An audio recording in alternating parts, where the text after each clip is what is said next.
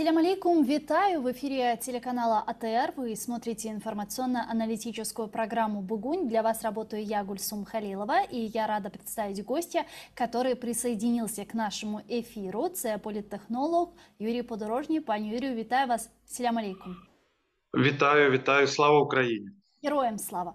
Наш эфир я бы хотела начать со следующих новостей, с новостей относительно нашего родного полуострова Крым.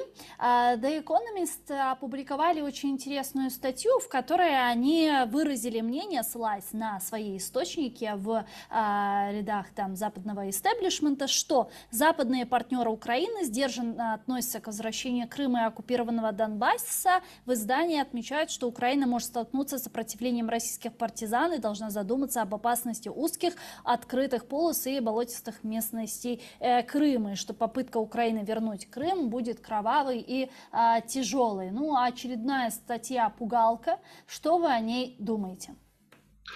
Ну, давайте говорити про те, що дійсно Крим з 2014 року знаходиться в окупації. Я думаю, що за цей період ми з вами слухали різні і прогнози, і коментарі, і заяви щодо Криму. Звісно, міжнародна спільнота ніколи не визнає Крим російською територією, але тим не менше, і принаймні це офіційна позиція держав, незалежно від того, які там вибори де відбуваються, як змінюються президенти. Вже давайте говорити, що в Америці за час окупації Криму вже третій президент, і позиція незмінна. Крим не визнається. Але дійсно на Заході є голоси і політики, які говорять щодо Криму від фраз, що давайте все-таки якимось чином ублажим Кремль і забудемо питання Криму і залишимо його назавжди, бо вони, бачиш, там придумали собі якусь історичну справедливість або історичні претензії на цій території. До голосів, що в цьому повномасштабному наступі Україні буде надзвичайно важко відвоювати цю територію, і чи взагалі варто входити в Крим для того, щоб його звільняти, врешті-решт, можна там знаходити якісь військові, політичні, економічні причини, чому цього не варто робити. У нас, у українців, немає іншого виходу, окрім як звільняти Крим. Ми ніколи не будемо відчувати себе непораненою країною, якщо Крим залишатиметься в складі Російської Федерації. І питання тут не в історичній якійсь справедливості, а насправді з точки зору історичної справедливості Крим повинен бути українським.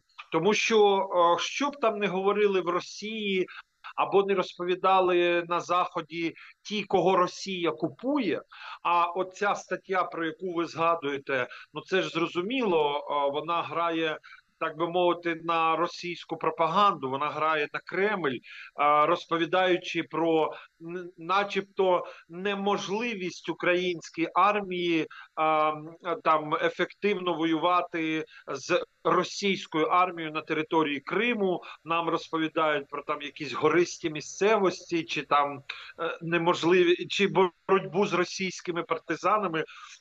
Повоюємо ми із російськими партизанами, а гориста місцевість – це українська, кримська. Тому вона буде, як і тут, і клімат, і природа, і все разом взяте, буде допомагати українцям звільняти власну територію. Так от, якщо повертатись до історичної справедливості, то ми з вами повинні прекрасно розуміти, що сучасний світ, під які підписи в документах, під якими ставили в тому числі і російські президенти, відмовляючись або підтримуючи українську територіальну цілісність і відмовляючись від її претензій, я не хочу згадувати ті великі договори, які підписували з Російською Федерацією, я не хочу згадувати ті документи, які в 90-ті роки підписувались на двосторонній основі, починаючи там з розподілу Чорноморського флоту, завершуючи там подіями з Мішковим ще на початку 90-х, коли його висилали з Криму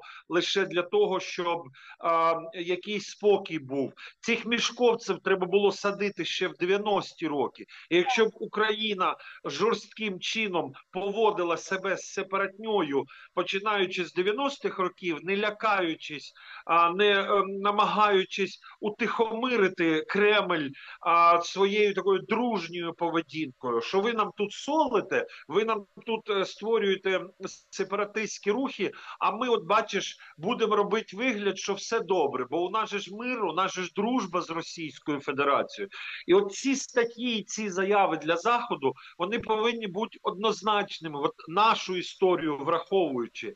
Не можна утихомирити Росію. Росія, якщо захопила Крим, вона захоче захопити Україну. Коли вона захопить Україну, вона згадає про те, що її війська були в Німеччині, що її війська були в Угорщині, в Чехії, в Польщі і в інших країнах. А після того вони ще пригадають, напевно, імператора Павла І, у якого був план вийти з російськими військами до Індійського океану, які ідеї якого свого часу озвучував улюблений ідіот російської політики, царство йому небесне, він помер, хай вже буде йому царство небесне, Жириновський.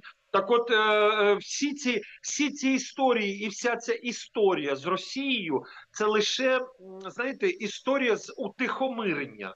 От надавати по люлей, по уші, посадити в клітку, поранити його, поки він там буде облизуватись і рани заживати, то тоді буде мир в Європі. А поки росіяни відчувають силу, навіть напівсилу, навіть думаючи, що вони сильні, вони все одно будуть робити те, що вони сьогодні роблять в Україні. І мені б дуже хотілося б, щоб ми в Україні прекрасно розуміли, оці всі слова про те, варто чи не варто, яку ми ціну будемо платити чи не будемо платити за звільнення нашої батьківщини, в тому числі Севастополя, Сімферополя, Ялти, Алушти, Феодосії. Я зараз всі наші улюблені міста буду називати, тому що аж приємно говорити, аж піднесений настрій, коли ми про це говоримо. Та й слава Богу, з 24 лютого ми сьогодні з вами говоримо не про поразки, а про те, що на Заході нам якось там намагаються рекомендувати не заходити в Крим, тому що всі розуміють реальність цієї події, що ця подія наближається. Ми всі у відчутті і передчутті того, що наш Крим нарешті буде під жовто-блакитним прапором. Кстати, недавно советник главы Офиса президента Михаил Подоляк сделал такое заявление в эфире общенационального марафона, что через полгода он будет включаться в эфир украинских каналов с набережной Ялты.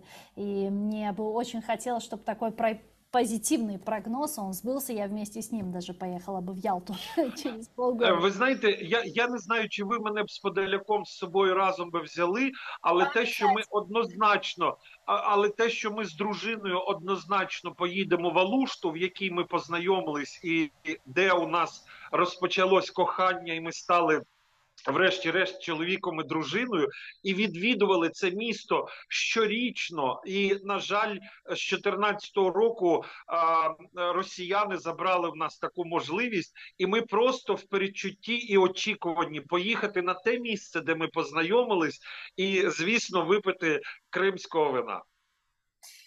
Пане Юрию, но вот знаете, что мне все равно непонятно и хотелось бы выяснить, а чем для нас, для Украины, для украинцев Крым как территория Украины ничем не отличается от оккупированной части Херсонской области, от оккупированной части Запорожской области, Донецкой, Луганской областей и многих других, которые Россия в начале войны оккупировала, но вынуждена была оттуда уйти. Но очевидно, что для наших западных партнеров Крым и Донбасс чем-то отличаются от других новооккупированных территорий. Так чем же, очень интересно, и отличаются ли эти территории для самой России от тех, что они оккупировали совсем недавно? Ну, це відповідь дуже коротка буде і довга, розширена. Ну, тим, що це староокуповані території, і начебто там Росія вже закріпилась, а це новоокуповані території. Тільки, знаєте, мені здається, Росія сама обнулила ці поняття: староокуповані і новоокуповані. Ну, ніхто ж Путіна не тягнув за хвіст, щоб він примусив Державну Думу, Раду Федерації і всю Росію визнати і включити в Конституцію фразу про те, що Запорізька, Херсонська області, Донецька область, Луганська області є частиною Російської Федерації.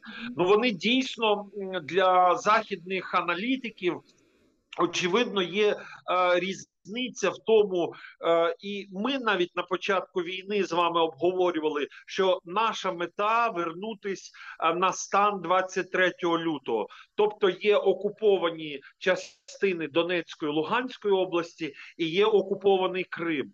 Нас всі 8 років, коли йшли перемовини, починаючи там з 2014 року, просили: ну давайте по Донецьку, Луганську ми там будемо вести перемовини, щось про щось домовлятись, а Крим будемо виносити за дужки. І Україна зробила дуже важливі кроки минулого року, провівши Кримську платформу, таким чином заявивши про те, що ніхто в Україні про Крим забувати не буде. Нам в Україні так само дорогий Київ, Одеса, Львів і Симферополь. У нас немає різниці в цьому. На Заході дійсно російська пропаганда працює над тим, щоб у людей, у пересічного громадянина якоїсь там Німеччини, Франції, Італії, а також у політичній тусовці, уявлення про те, що Крим є ісконна, історично руська територія, а не частина України, і що внаслідок якоїсь помилки, що внаслідок якоїсь там історичної катавасії чи катаклізма Україна керувала, або Крим став частиною української території, вони вкладають дійсно в це і кошти, і зусилля, і свої інформаційні можливості. Нам з України необхідно доводити протилежну історію. Якщо з Донецькою, Луганською областю зрозуміло, росіяни зараз її вичищають настільки, що там буде пустка після війни. Бо давайте пригадаємо, що в кінці 80-х років найбільша щільність проживання населення в колишньому Радянському Союзі була саме на Донбасі. Давайте це не забувати. І що Росія сьогодні зробила з цією територією? Мільйони людей виїхали з Донбасу, з Донецької, з Луганської областю. Що робили росіяни в Криму? Для того, щоб можна було говорити на Заході, що це історична територія Росії. Да от в останні 8 років, пригадайте, росіяни почали змінювати національний або етнічний склад Криму, коли з Російської Федерації десятки тисяч людей завозились для того, щоб вони проживали на території Криму, і не пускати туди вже людей, які виїхали під час окупації, таким чином змішавши місцеве населення з тими, хто взагалі не знав, що таке Україна, що таке жити з українським паспортом. То і ми з вами уничтожить исторически сформированный там автохтон. Абсолютно, абсолютно. І росіяни цим займались. Історія кримсько-татарського народу є показовою в даному випадку, коли просто народ вийняли з історичної території, перенесли його на інші території, і тільки завдяки згуртованості і внутрішній силі цього народу він не розчинився в історичному потоці, і тільки коли з'явилась можливість, почав повертатися на свої території. Насправді це унікальна історія, яку ми в Європі, в Америці маємо розповідати, що ось як вчиняє Росія, ось чому вони себе називають, що це їх історична територія. Очевидно, знаєте, мені от зараз прийшла в голову думка, от там, де відбувався найбільший геноцид, де відбувалось найбільше знищення Росією національних інших національностей, от там фарбою червоною можна буде позначати, саме на цій території росіяни говорять, що це їх історична територія, що вони мають історичну претензію, тому що ви там пускали кров, тому що ви там знищували інших, саме тому ви претендуєте на ці території. Ні, 21 століття, українці згуртувались, ми точно переможемо, переможемо в Криму, ніякі ландшафти і русські партизани нам заважати не будуть заважати, тому що ми в себе вдома. Кстати, вот, пан Юрий, удивительная консолидация украинского народа. Я вот каждое утро еду на работу и просто наблюдаю это воочию по дороге. Светофоры не работают, электричества нет, его очень часто отключают в Киеве и многих других областях Украины. И несмотря на то, что светофоры не работают, пробок нет, потому что люди крайне вежливо относятся друг к другу. Каждый друг друга пропускает, ждет. Количество аварий на дорогах, ну, по крайней мере, вот с момента отключения электричества я ни разу не наблюдала. И это удивительная консолидация, удивительная поддержка украинского народа друг друга в сложные, в темные времена. І це, напевно, правильно. Ви знаєте, я теж на це звернув увагу. Вчора я поїхав по сімейним справам в супермаркет закупити там продукти на якийсь період. І що вам хочу сказати, що мені кинулось в очі? Люди дуже напружені. Дуже, знаєте, як ті стержні, от вибирають, здавалося, продукти, де сім'ями приїжджають, де якась має бути така розслаблена ситуація. От зараз українці напружені, але в той же час при всій цій напрузі ми з вами готуємося до того, що не дивлячись на те, що пророкуються якісь складні часи, пророкується можливість того, що ми там якийсь період, тривалий період будемо знаходитись без світла, без води, без тепла, я маю на увазі постачання в квартирі. І немає такої атмосфери, що, знаєте, та давайте плюнемо на все і десь там будемо втікати. Ні, ми вистоїмо, і більшість, я так розумію, от дивлячись на те, що навколо відбувається, більшість киян говорять, вистоїмо і будемо вдома. Не дамо росіянам ніяким чином показати, що вони хоч трішки можуть нас зламати. Наші солдати це демонструють на фронті, наша армія демонструє це на фронті. В тилу сьогодні приблизно та ж сама ситуація, коли люди на своєму місці, в своєму домі, своїми сім'ями намагаються продемонструвати оцю силу духа. Ми не хочемо бути Росією. І це наша головна об'єднуюча ідея. Ну а Россия при этом, как мы видим, она пытается таким образом склонить Украину к переговорам. Она бьет по энергетической инфраструктуре Украины, в связи с чем у нас проблемы с электричеством и с водой. Но мы держимся и будем держаться до победного. Однако, как вы думаете, это исключительно вот стратегия склонения к переговорам, или же Россия таким образом просто хочет насолить украинскому народу за свои провалы на фронте? Та ви знаєте, можливо, і одне, і друге. Взагалі це тактика росіян.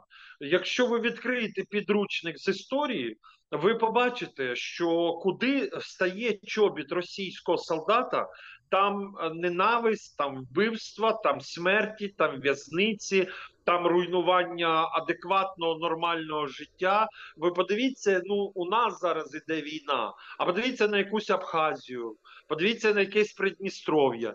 Там прийшов руський мір. І що в тому руському мірі ми з вами бачимо?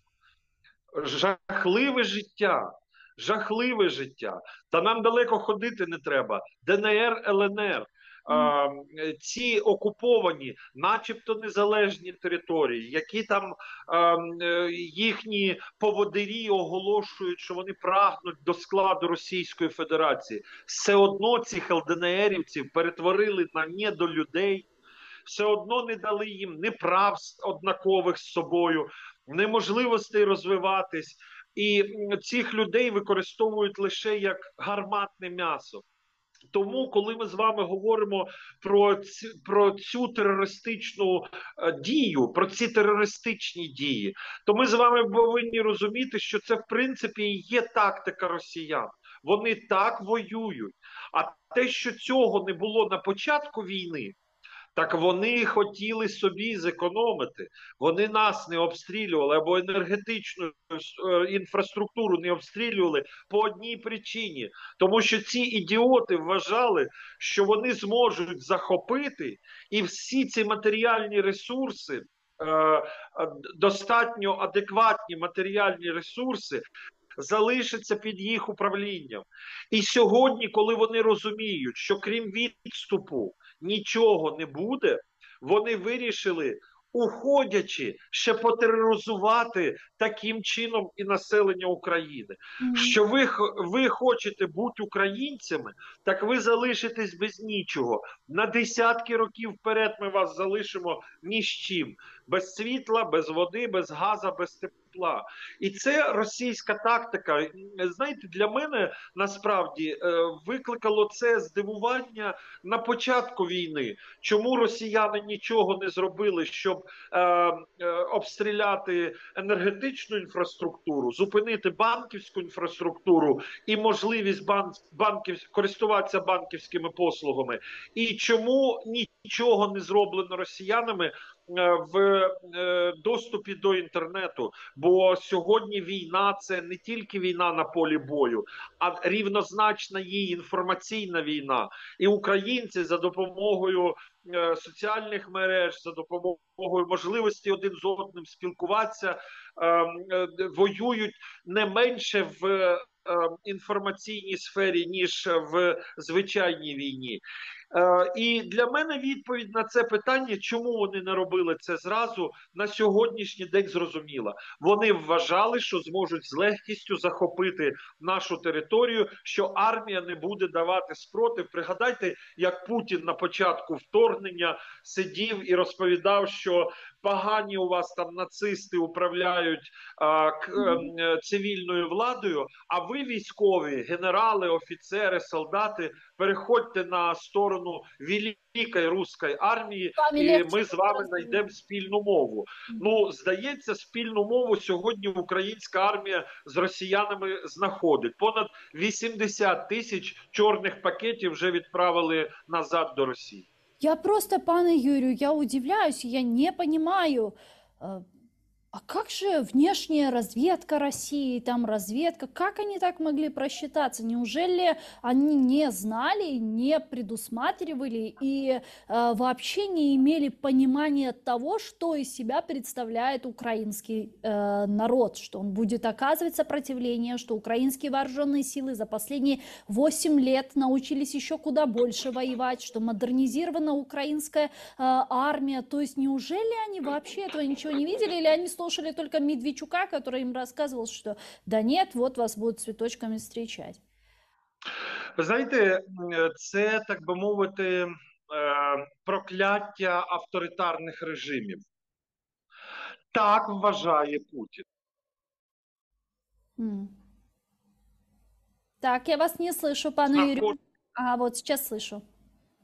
Я кажу, це таке прокляття авторитарних режимів. Так вважав Путін. І всі, хто знаходиться навколо нього, і яку інформацію йому подавали, вона вся повинна була співпадати з точкою зору авторитарного керівника. Так було, якщо знову ж таки проводити там якісь історичні екскурси, ми всі з вами бачимо, що той, хто засидівся в одному кріслі, починає чути лише те, що він хоче чути, і йому розповідають те, що він хоче, щоб йому розповідали. Я впевнений, що слухав він і Медведчука, була в нього інформація про реальний стан, він зважував різні, а це на стіл президенту кладуться деякі з різною інформацією, яка зводиться потім в одну річ. Але його особисте уявлення, що України немає, що ми недодержава, ну недаремно він на кожен ефір виходить і розповідає, що ми один народ. Йому здавалося, що якісь інопланетяні, а може австрійський генштаб, якого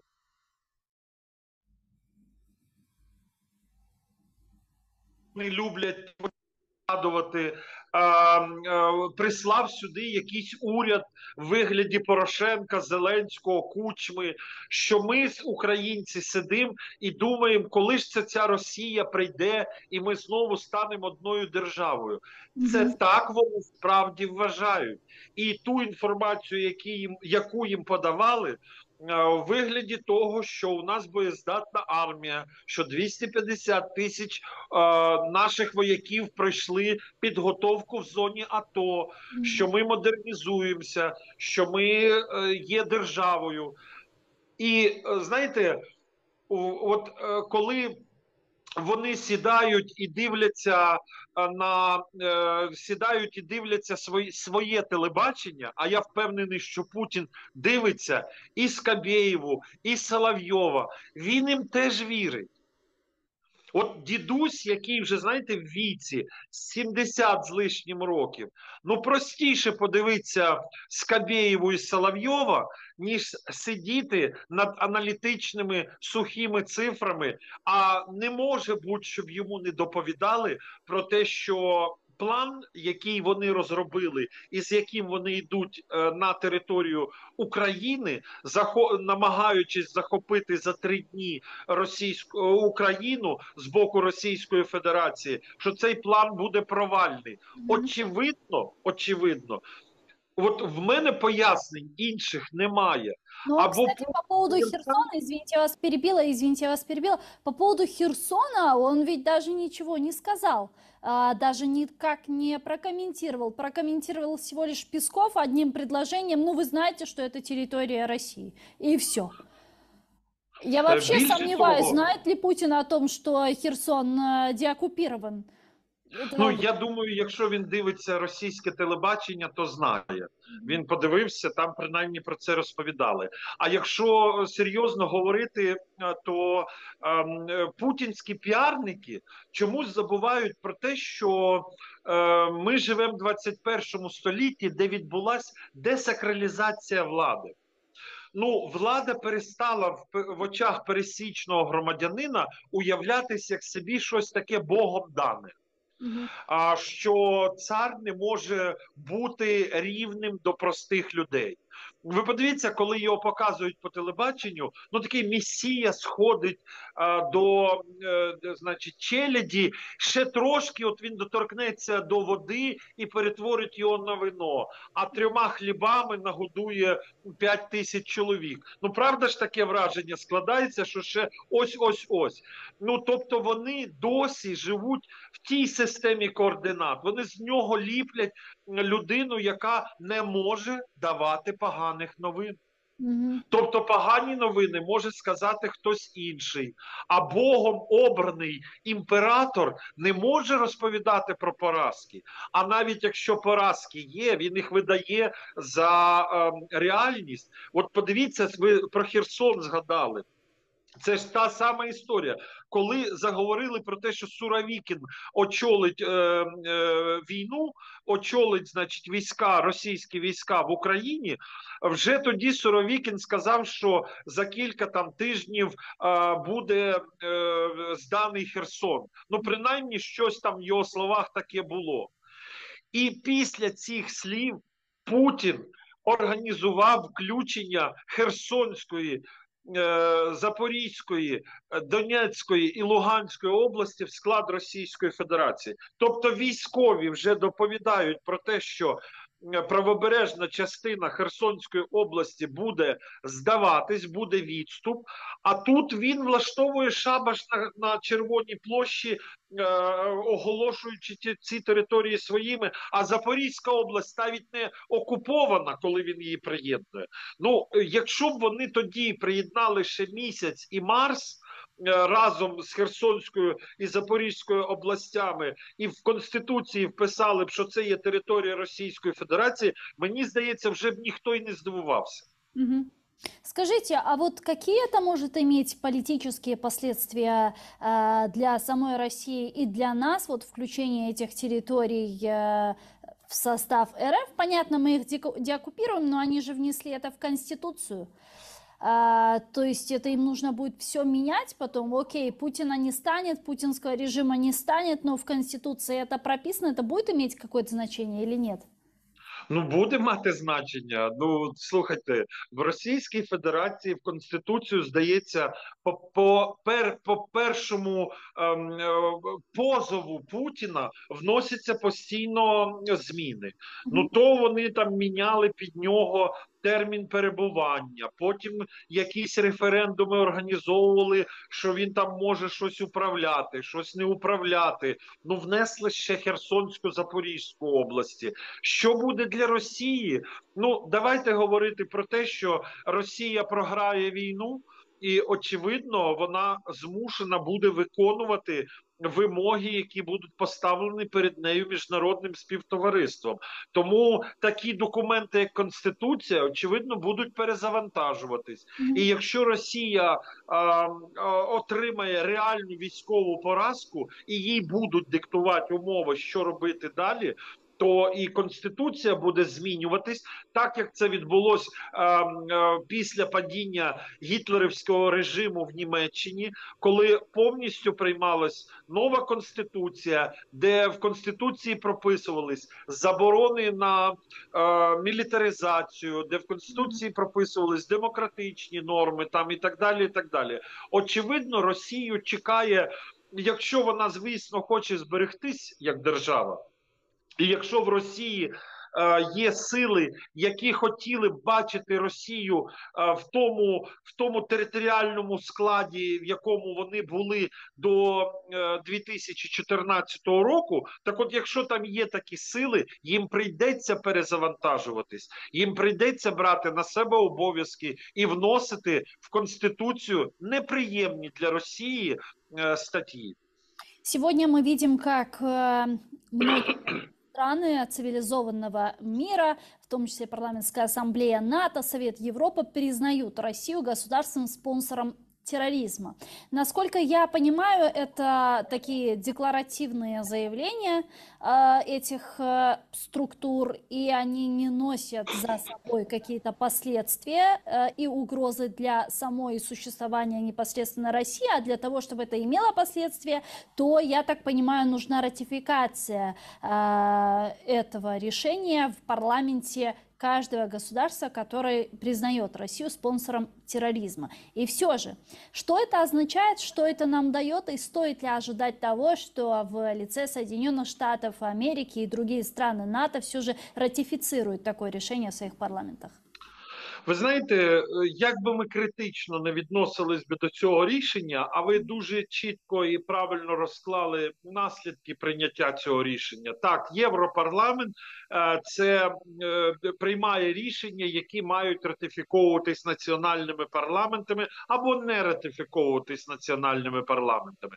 Але те, що у євродепутатів сьогодні є така згода, згода бачити Росію, країну спонсором тероризму, як для мене, це перший дуже важливий крок в тому, що запущені механізми, які не матимуть зворотнього шляху. Не можна буде просто завтра наприклад, от Україна, уявимо собі нереальний сценарій. Україна погоджується в зв'язку з обстрілами на якийсь там мир. Да? Ми погоджуємося, що якісь території залишаються під Росією, і росіяни, начебто, там відводять війська. Так, от не можна просто взяти і на завтра відмінити це рішення і сказати, що ви тепер не спонсор тероризму. Насправді створюється правильна інформаційна, юридична і, скажімо, звісно, економічна ситуація для Російської Федерації, де вона набуває певного статусу.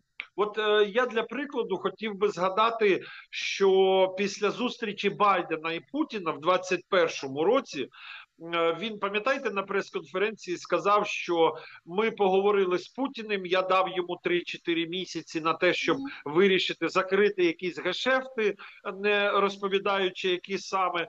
Чим займалась Сполучені Штати Америки і європейські політики в цей час? Створювалась правильна громадська думка в цих країнах. Тому що, пригадайте, коли війна в 2014 році між Україною і Росією почалась, в Європі багато хто говорив про право Росії, про те, що росіян підтримують багато хто з пересічних європейців, що Росія може і не винна взагалі в цьому. Так от перед тим, як почалася ця війна, а вона вже зрозуміло, що буде війною, в Європі створилась правильна громадська думка. Саме тому мільйони біженців з України були прийняті пересічними європейцями. Тому я думаю, що це рішення, воно також буде створювати для загального політичного уявлення, хто така Росія, ну, однозначність. І нам ця однозначність дуже потрібна. Те, що ми не розуміємо, що, наприклад, Угорщина буде пружитись цьому рішенню. Що ми не розуміємо, що цьому рішенню буде пружитись, там, я не знаю, ще якісь країни, да, там якась Туреччина буде пружитись, власне, визнанню цих рішень, хоча вона до Європейського парламенту не має ніякого відношення. Ми це все прекрасно. Що ви кажете? Ну, є членом НАТО. Але є членом НАТО, так. Що ми це не розуміємо, прекрасно ми це розуміємо. Але тим не менше, як на мене, для європейців після всіх років з 2014 року це рішення є революційним. І воно є дуже важливим. Я думаю, багато країн Європейського Союзу приймуть відповідні рішення на національному рівні. Ну, знаете, кстати, вот вы упомянули Венгрию. Меня Венгрия недавно удивила в лице Орбана. Наконец-то он прозрел, и он недавно же сделал такое заявление. Он сказал, что безопасность Европы, чтобы Европа была в безопасности, необходима суверенная Украина. Я думаю, господи, наконец-то до Орбана дошло. Ну, я думаю, тут все простіше. Закінчується бюджетний рік і складається новий бюджет Європейського Союзу на наступний рік. Давайте не забувати, що європейці там пригальмували кошти, які мали виділятись Угорщині як члену Європейського Союзу з формулюванням там, що вони там не дотримуються якихось демократичних принципів, але ми всі прекрасно з вами розуміємо, чому Угорщина не отримала від Євросоюзу ці кошти, да? Тому що більше капості, якої можна було собі придумати, угорці от всю її придумали і для європейців створили, принаймні в підтримці України і, власне, з періоду з 24 лютого.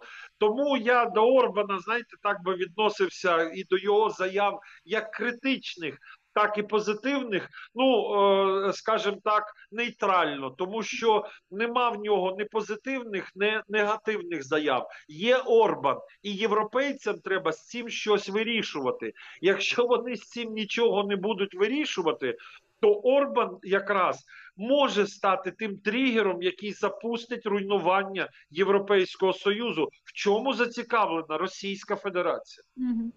Мы с вами несколько раз упоминали уже переговоры, и я бы хотела немного остановиться подробнее на этом аспекте и обсудить с вами. Президент Украины Владимир Зеленский в последних своих интервью очень четко говорит о том, что нет смысла с Россией разговаривать, страной-террористом и с Путиным, которые бьют просто по энергетической инфраструктуре Украины, бьют по гражданским объектам Украины, и вообще о чем говорить сегодня с террористом. Как вы думаете, вот такая позиция, она правильная для нас? Вот сегодня переговоры для Украины будет являться вот таким вот фактором поражения и восприятия поражения со стороны Росії? Давайте говорити про те, що українці, як ніхто, прагнуть до миру. Ну, напевно, в цій війні ми миру хочемо найбільше, щоб Конечно. повернутися до звичного нормального життя. І здавалося б, ми сьогодні все маємо зробити для того, щоб усадити росіян за стіл перемовин і підписувати з ними якісь папери про те, щоб не обстрілювали людей, щоб не вбивали наших дітей, щоб наша інфраструктура працювала там і так далі. І так далі. Але слава Богу, що у українців, починаючи від перших осіб і завершуючи, напевно, найпересічнішою людиною, вже є розуміння. З росіянами нема про що домовлятись. Ми або перемагаємо в цій війні, або завтра матимемо ще більшу, ще кривавішу, ще складнішу війну. Ми в 2014 році і потім, коли змушені були підписувати Мінські угоди, вже дали росіянам час на перепочинок, а Заходу на те, щоб зрозуміти, хто такі росіяни. Нашою ціною, ціною наших життів, ціною життів, нормального життя на Донбасі, ціною нормального життя в Криму. Ми дали 8 років перепочинку Російській Федерації, щоб сьогодні мати оцю криваву війну.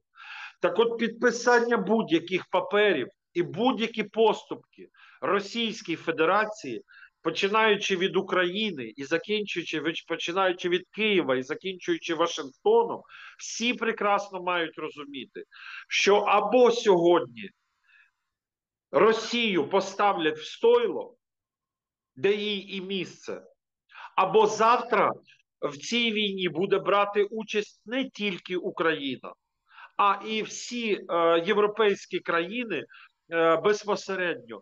Тому що зацікавленість Путіна, який програє війну, як це не дивно буде виглядати і звучати, в тому, щоб країни НАТО почали воювати. Він хотів би втягнути в цю війну безпосередньо і західні країни. Таким чином він сподівається, що запалають усі гарячі точки по світу, і в цю війну в тому числі вступить і Китай. І зрозуміло, що Росія і Китай в даному випадку будуть союзниками. Що запалає на Близькому Сході, наприклад, між Іраном і Саудівською Аравією, наприклад, між ними. І всі ці палаючі конфлікти дадуть можливість забрати фокус уваги від України, і Російська Федерація тут зможе виконати всі свої задачі. А задача тут дуже проста: захопити території і знищувати все українське. Ми в Херсонській області з вами бачили, як палили в школах підручники, як забороняли українською розмовляти, як бігом почали вивозити людей в глиб Російської Федерації, розпорошувати, щоб завтра на цю територію заселити росіян, а через 10 років розказувати: так тут же всі русскоязичні, тут веками жили русскоязичні, вони по-другому не вміють. Ну, це просто жах, пане Юрію. Ну, на жаль, бачите, я трошки на емоції виходжу, але коли ти про це говориш, і коли у нас в Україні починають ще десь там дослухатись або ми дослухались, принаймні до 24 лютого, я набагато ефірів, хожу з багатьма людьми, спілкуюсь. І коли, ви знаєте, і коли от всі ці думки слухав, для мене вони були завжди незрозумілі. Як не можна сприймати ці очевидні речі?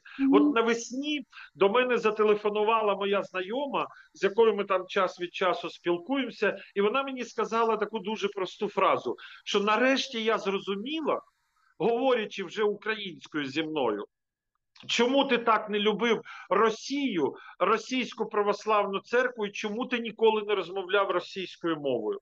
Для мене це було очевидна річ.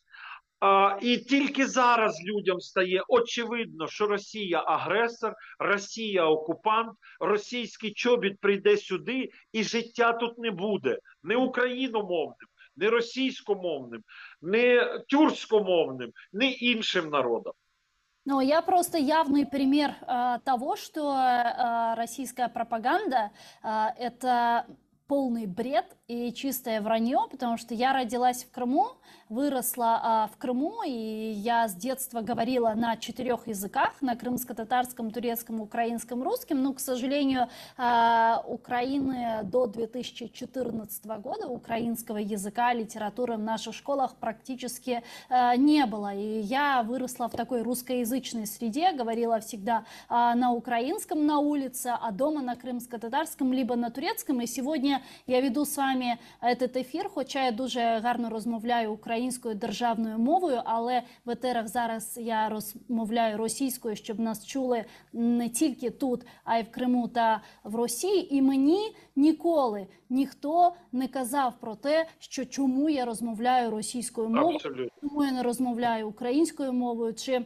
чому ти розмовляєш кримсько-татарською мовою? Ніколи такого в мене не було. І я вільно розмовляла тією мовою, якою я можу, хочу і вмію розмовляти. І таких проблем не А тому це так відбувалось. Тому що ми, народ і держава, яка не ставили перед собою задачу загарбувати інших, знищувати інших. Для росіян, на жаль, російська мова перетворилась на саме такий самий інструмент, яким сьогодні є крилаті ракети. Для них це один і той самий інструмент.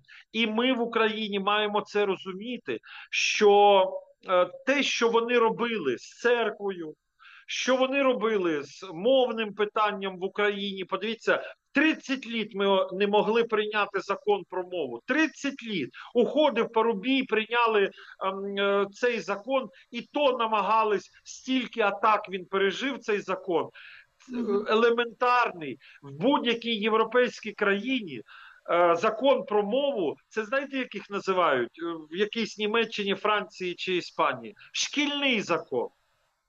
Регламентує, як в школі там має що робитись, де писатись. Ну, у Франції трошки там специфічніша ситуація. Вони французьку намагаються там англійську витісняти, там трошки специфічно. Але їх називають шкільними законами. У нас це ключовий закон. Чому? Тому що для росіян російська була крилаті ракети, а українська – це об'єкт, якими обстрілювались і винищувалось наше уявлення про те, що ми можемо взагалі претендувати на свою державу і жити окремо від цього агресора. Тому я думаю, що навіть російськомовні сьогодні українці, яких чимало залишається і які залишаться російськомовними, вони теж це розуміють і не будуть так гостро сприймати ці вкиди, які робить Росія для того, щоб конфліктувати на мовній темі, а відноситись до того, що українська – це не об'єкт, який хтось буде знищувати, а це стане щитом нашим від, власне, Російської імперії. Пане Юрію, а как вы думаете, российский народ, вот это 140-миллионное одурманенное российской пропагандой общество, оно когда-то сможет осознать, что они стали жертвой своей пропаганды и что они обмануты? И может ли это привести к массовым протестам в самой России, в результате чего мы увидим падение путинского режима? Ви знаєте, коли говорять, що росіяни одурманені, я не погоджуюсь з цим твердженням. Путін це продукт російського суспільства. Він запит на те, що хочуть пересічні росіяни. Їм хочеться далі залишатись рабами. Їм подобається бути в стані в суспільних стосунках цар, імператор, призначений Богом.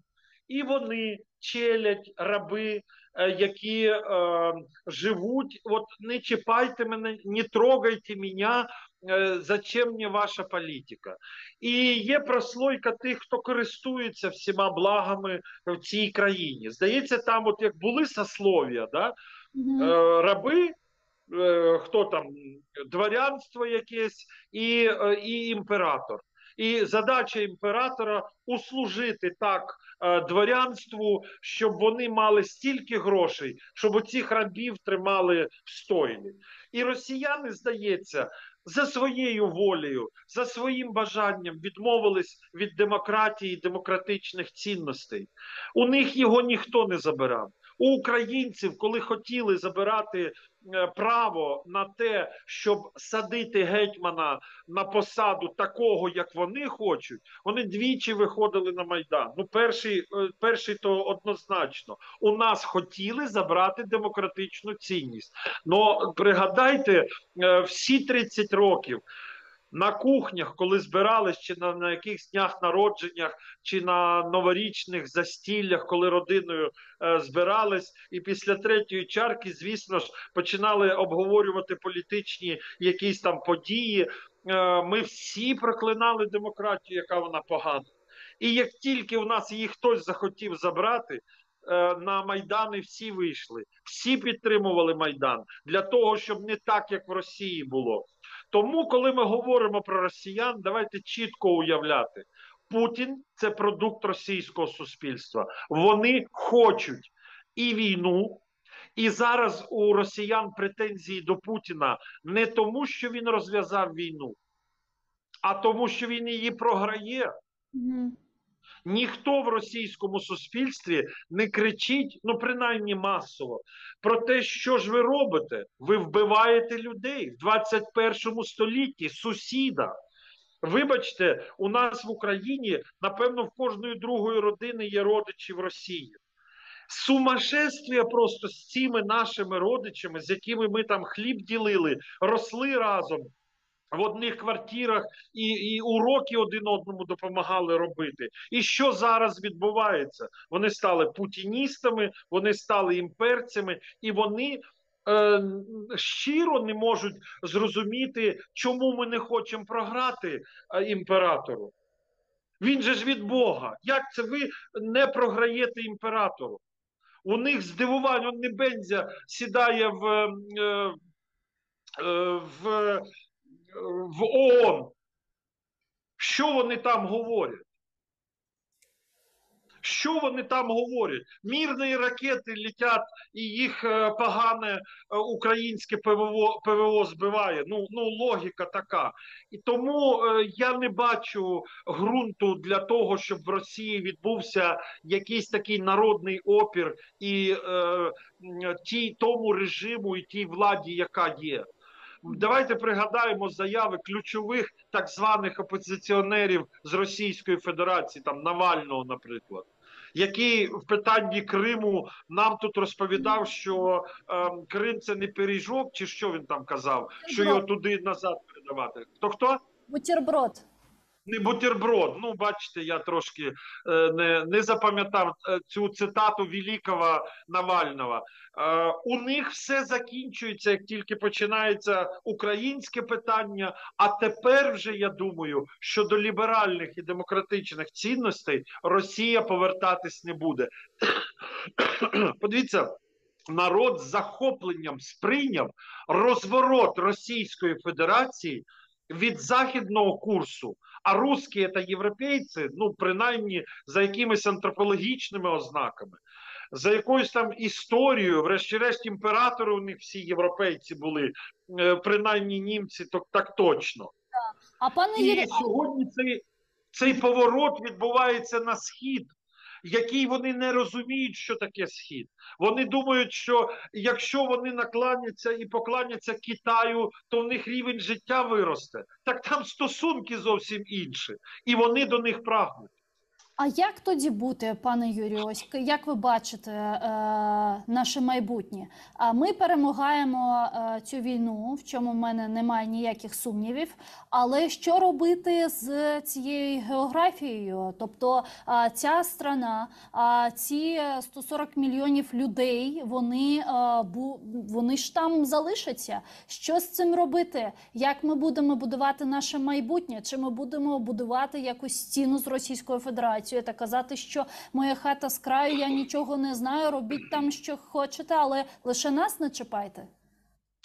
Ні в якому разі. Я вам скажу, що Україна ці 30 років пустила в свій інформаційний простір Росію, і вона тут шматувала і робила все, що їй заманеться. Я маю на увазі Російська Федерація, заливаючи нам в уми якісь там ідіотські уявлення про наші дружні стосунки, братерські, історичні там і так далі. Ми сьогодні в Україні ще під час війни маємо вже задумуватись над тим, як підтримувати національні рухи в Російській Федерації, на кого спиратись, для кого, кому давати якісь важелі і можливості, так би мовити, розвитку цих національних рухів. Це з одного боку. Ми повинні бути там присутні. Спочатку розвідками, потім викормлюванням і виготовуванням політиків, тих, які потрібні нам, вільній Україні. Далі ми маємо докладати максимально зусиль, щоб ні в кого, ні в якій Америці, Німеччині, Франції не виникла знову думка писати про Європу від Лісабона до Владивостока. Що росіяни мають знаходитись в певному економічному і політичному статусі. От чому я говорив, що після перемоги одною з ключових задач буде зміна Конституції в Російській Федерації. Ми там маємо примусити Захід, примусити всіх разом дати Росії таку Конституцію, щоб вона не давала можливості їм знову ставати авторитарною або настільки авторитарною країною. Звісно, воно звучить все фантастично. І коли ти щодо ядерної держави говориш примусити, змусити, змінити Конституцію, виготовувати політику, я вам хочу сказати, що приблизно такі самі думки були в 80-ті роки перед розвалом Радянського Союзу в 91-му році, що це практично неможливо зробити, що Радянський Союз закритий, що там появився совєтський народ, і все буде у Москви хорошо разом з Кремлем, тому що вони люблять їх совєтську родину. В кінці кінців ми з вами бачимо, що і Радянський Союз розвалився, і з ядерною зброєю якось розібрались. Так от те саме ми маємо готувати для Росії з боку України сьогодні, вже задумуватись над цими питаннями. Дякую вам дуже, пане Юрию. Чохсавому, что нашли время, подключились Дякую. к нам в эфир и ответили на наши вопросы. Політтехнолог Юрій Подорожній був з нами на прямому зв'язку. Залишайтесь першим кримсько-татарським. Коршкінджі.